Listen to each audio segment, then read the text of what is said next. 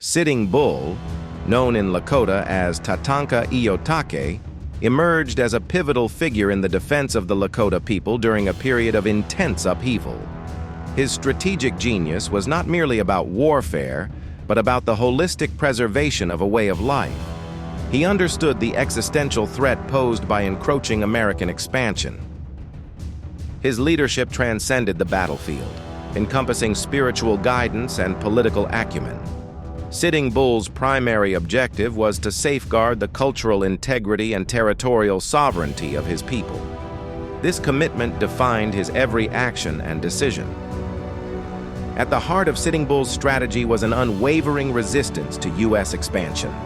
He recognized that the relentless westward movement of settlers and the U.S. military directly imperiled Lakota existence. His stance was one of absolute non-compliance with American demands for land and resources. He consistently rejected any notion of ceding ancestral lands or conforming to imposed boundaries. For Sitting Bull, the land was not merely property, but the sacred foundation of Lakota identity and spirituality. This principle guided his every negotiation, or rather, his refusal to negotiate. A cornerstone of Sitting Bull's approach was the consolidation of tribal unity. He understood that fragmented bands were vulnerable to external pressures and military might. His vision was to forge a powerful, unified front against the common adversary. He tirelessly worked to bring together various Lakota bands and allied nations, emphasizing shared heritage and common threats. This collective strength, he believed, offered the only viable path to safety and self-determination. His efforts created an unprecedented alliance among the Plains tribes. Sitting Bull's strategy was fundamentally defensive, characterized by an absolute refusal to engage in treaties or compromises with the U.S. government.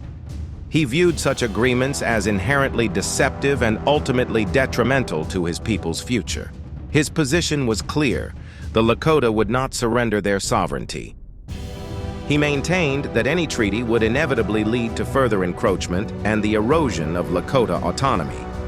This principled stand, though often perceived as intransigence by American officials, was a calculated defense of his people's inherent rights and traditions. Beyond his political and military acumen, Sitting Bull was a profound spiritual leader. His visions and ceremonies provided moral authority and divine sanction for his resistance. This spiritual dimension was crucial in attracting and unifying diverse groups under his banner. His charisma and deep connection to Lakota spiritual traditions inspired immense loyalty and trust. He was seen not just as a chief, but as a holy man whose guidance was essential for the survival and well-being of the entire community. This spiritual power was a formidable asset. The culmination of Sitting Bull's strategy was evident in the massive encampment that gathered in the months leading up to the Battle of the Little Bighorn in 1876. Thousands of Lakota, Cheyenne, and Arapaho warriors and their families converged, drawn by his leadership and vision. This unprecedented assembly represented a powerful, unified force. This concentration of people and warriors, numbering in the thousands, was a direct result of his unwavering commitment to unity and resistance. It demonstrated the effectiveness of his strategy in creating a formidable deterrent and a powerful expression of indigenous sovereignty. This unified camp was a force to be reckoned with, embodying the strength in numbers he had long advocated. Sitting Bull's strategy, rooted in the preservation of the Lakota way of life through resistance and unity, left an indelible mark on history. His refusal to compromise and his spiritual leadership galvanized his people against overwhelming odds. His vision continues to resonate as a testament to indigenous resilience and the enduring fight for self-determination.